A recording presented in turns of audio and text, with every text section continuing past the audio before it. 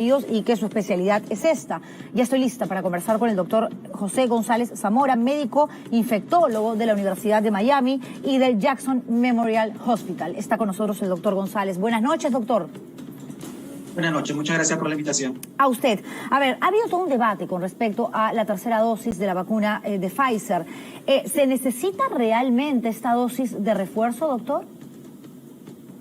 Y en realidad se produjo una discusión muy amplia el día de hoy por parte del Comité Consultivo de la CDC y han concluido que en base a la evidencia disponible que tenemos en la actualidad, se indicaría una vacuna de refuerzo a las personas mayores de 65 años, aquellas personas adultas mayores de 18 años con enfermedades preexistentes, pero en este caso se deja fuera de esta recomendación por el momento al personal de salud.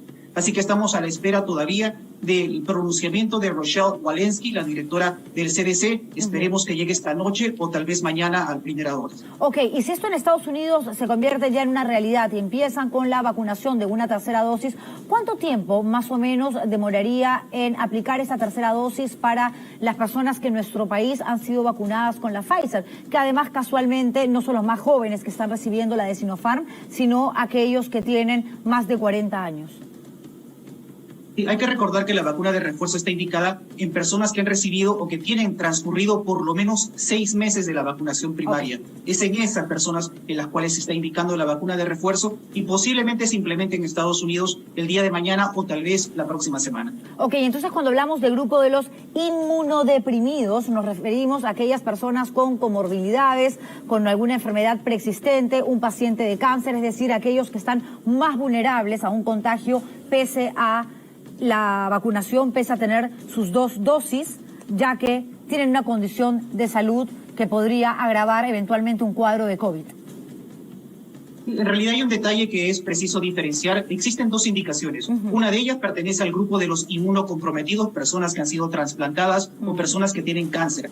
A ese tipo de personas se indica una tercera dosis por lo menos 28 días después de aplicada la segunda dosis. Lo que se está discutiendo estos días es la vacuna de refuerzo 6 meses después de la segunda dosis de la vacunación primaria, y esto abarca personas con enfermedades preexistentes, pero nos referimos básicamente a diabetes, hipertensión, obesidad, enfermedad renal crónica y otras. Ok, pero si arranca esto ya se le da visto bueno, play de honor, luz verde a la tercera dosis de Pfizer, ¿lo mismo tendría que suceder con otras vacunas que también requieren de 2 dosis?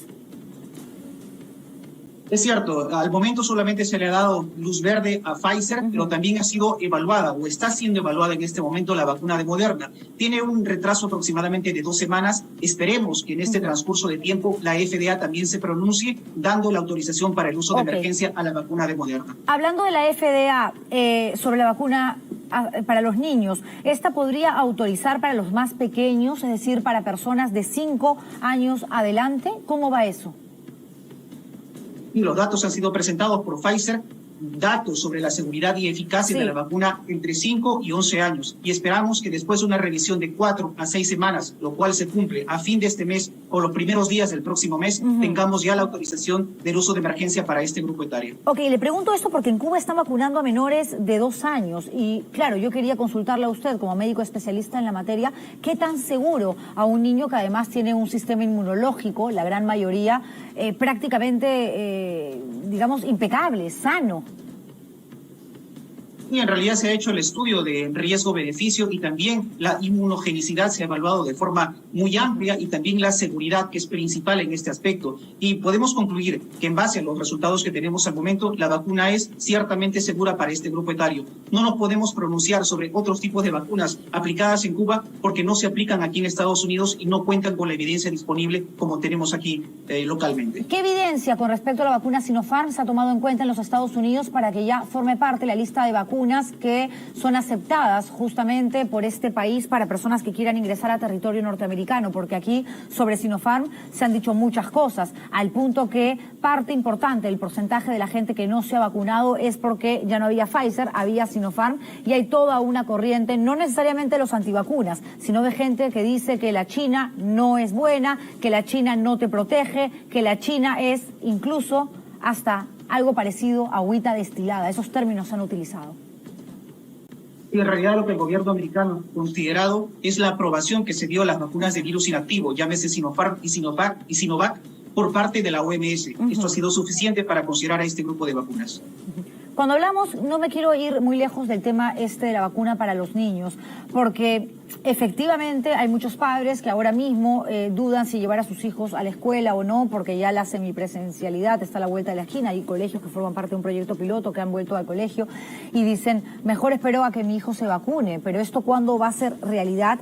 Y sobre todo, ¿hasta qué punto el niño necesita una vacuna? Esto es para evitar que haga un cuadro grave frente a una nueva variante del virus que pueda mutar al punto de que empiece a atacar a los más pequeños, o porque evidentemente son personas que también pueden transmitir y llevar a casa un virus que puede atacar a los más vulnerables, al abuelito, a la persona enferma. Y en realidad son múltiples factores, pero uno de los principales es que se pueden convertir en los principales propagadores del virus a nivel comunitario. Hay que recordar que también el número de hospitalizaciones en población pediátrica ha incrementado últimamente gracias a la variante Delta aquí localmente en Estados Unidos. Aunque sabemos que la tasa de hospitalización sigue siendo baja, aproximadamente del 2%, y una tasa de mortalidad menos del 1%. Pero nosotros recomendamos, en base a los datos que tenemos de transmisión comunitaria de la variante Delta, que los niños, la población pediátrica, deberían vacunarse. Doctor González, aquí lo comentaba antes de la pausa comercial, hay un grupo importante de personas, sobre todo de 40 años a más, que no se quieren vacunar, al punto que de esta población, 4 millones no han recibido la segunda dosis o no se han vacunado. Claro, con una coyuntura como la que le estoy planteando, me resulta, digamos, casi imposible creer que en algún momento vamos a llegar a la inmunidad de rebaño, ¿o sí? Es muy difícil, hay que recordar que para llegar a una inmunidad colectiva de rebaño, con esta variante Delta necesitamos por lo menos al 85% de la población completamente inmunizada.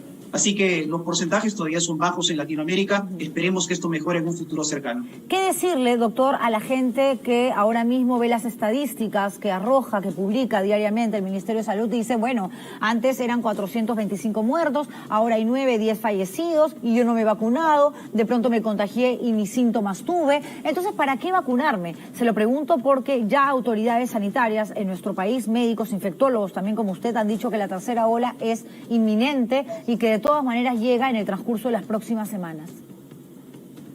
Sí, definitivamente es una situación preocupante y hay que tomar como ejemplo la experiencia extranjera. Aquí en Estados Unidos también se tuvo un control posiblemente tal vez absoluto de la pandemia en algún momento, pero con el ingreso de la variante Delta, el incremento de los contagios se hizo tal vez incontrolable. Así que hay que destacar que en Perú también está predominando esta variante y se asocia con una mayor severidad de la enfermedad y tiene cierto escape inmunológico, por el cual puede evadir los anticuerpos producidos tal vez por la vacuna o por la inmunidad natural que se produjo en una segunda ola. Y si hablamos de la vacuna rusa, la Sputnik, la Organización Mundial de la Salud hoy en una publicación bastante importante no le ha dado luz, esto se ha comunicado, verde a esta vacuna. ¿Qué va a pasar entonces en nuestro país, donde se han adquirido 20 millones de dosis, al punto incluso que se habló de construir una planta para fabricarla, producirla aquí también? ¿Qué va a pasar con la vacuna Sputnik? Sí, en realidad es un futuro incierto y muchos países están discutiendo lo que va a pasar en el futuro. Aquí localmente no utilizamos la vacuna Sputnik, no tiene la aprobación por la FDA, pero esperemos que este tema se solucione porque es una vacuna que también cuenta con evidencia científica que nos dice que la eficacia, sobre todo para hospitalización, llega aproximadamente a un 95%. Entonces, esperemos con cautela. ¿Por qué no se le da el visto bueno?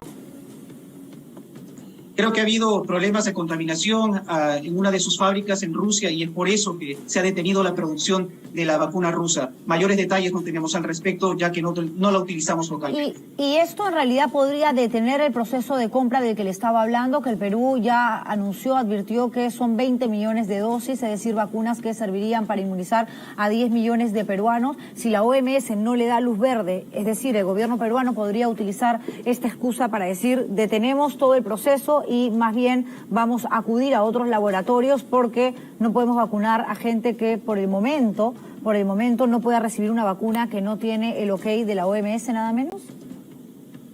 Bueno, eso depende de cada jurisdicción, pero también hay que recordar que las vacunas de virus inactivo de Sinopharm al momento de su compra tampoco tenían autorización o aprobación por la OMS. Así que eso se tiene que manejar de acuerdo a cada gobierno.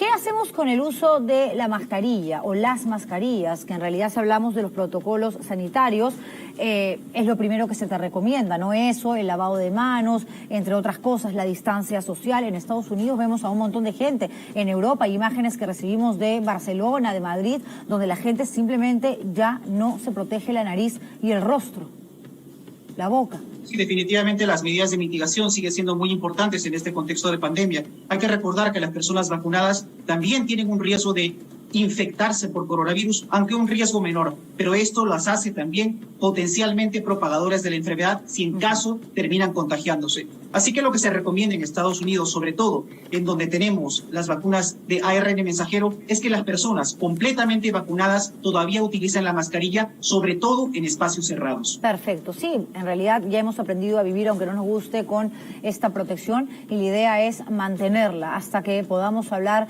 de la COVID, del coronavirus, como si se tratase de una influenza, ¿verdad? Y que tengamos la absoluta seguridad de que esta no va a seguir mutando, no van a poder ya aparecer, sería lo ideal, ¿no? Pero en algún momento tendrá que suceder que ya no aparezcan más variantes y así podamos volver literalmente a respirar tranquilos, doctor.